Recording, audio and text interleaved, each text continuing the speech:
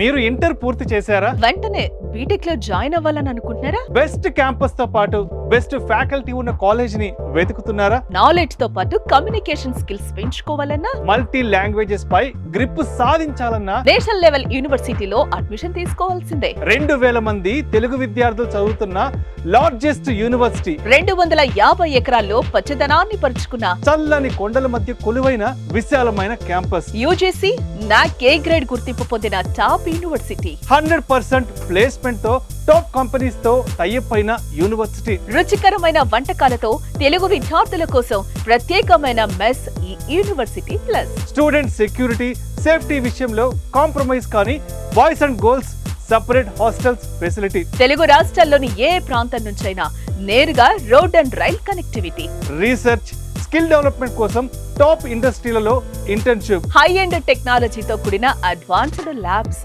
మహారాష్ట్రలోని నాసిక్ లో లొకేట్ అయిన సందీప్ యూనివర్సిటీ.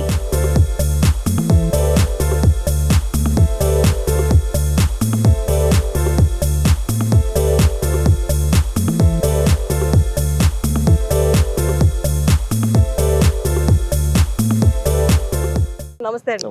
సందీప్ యూనివర్సిటీ రావడానికి అయ్యే ఖర్చులన్నీ మీరే పెట్టి తీసుకొచ్చి మొత్తం చూపించి వాళ్ళకి నచ్చిన తర్వాత అడ్మిషన్ తీసుకుంటారని విన్నాను. ఒకసారి దాని గురించి చెప్తారా?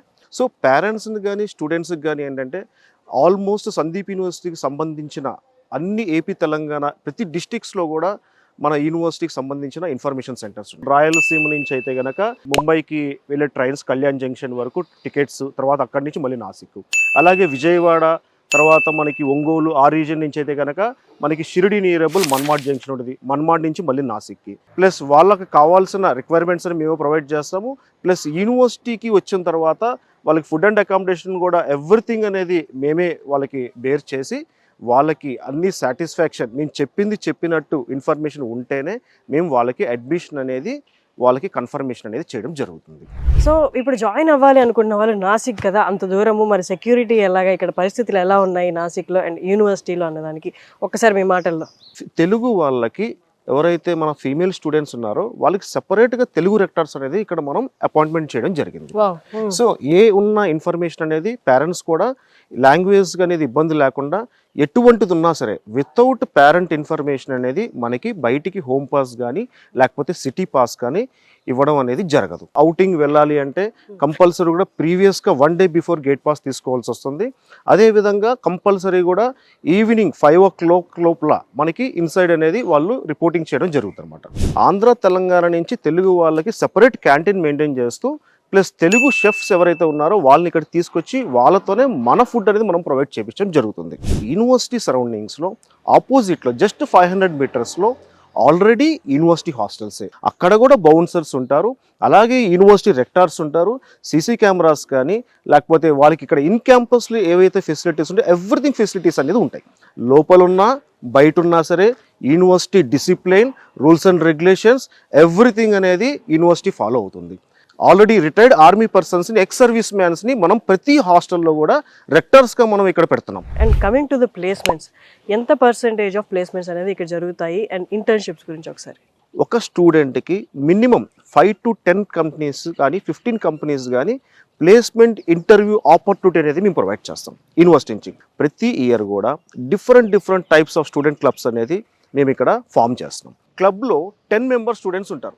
ఆ 10 మెంబర్స్ స్టూడెంట్స్లో కూడా ఒక్కొక్క స్టేట్ నుంచి ఎందుకు అలా డిఫరెంట్ స్టేట్స్ తీసుకుంటున్నామంటే లోకల్ లాంగ్వేజ్ అనేది ఎవరు యూజ్ చేయరు అక్కడ. సో అందరూ ఇంగ్లీష్లో కమ్యూనికేషన్ చేయాల్సిందే. సో 10 మందిలో గ్రూప్ డిస్కషన్ చేయాలి.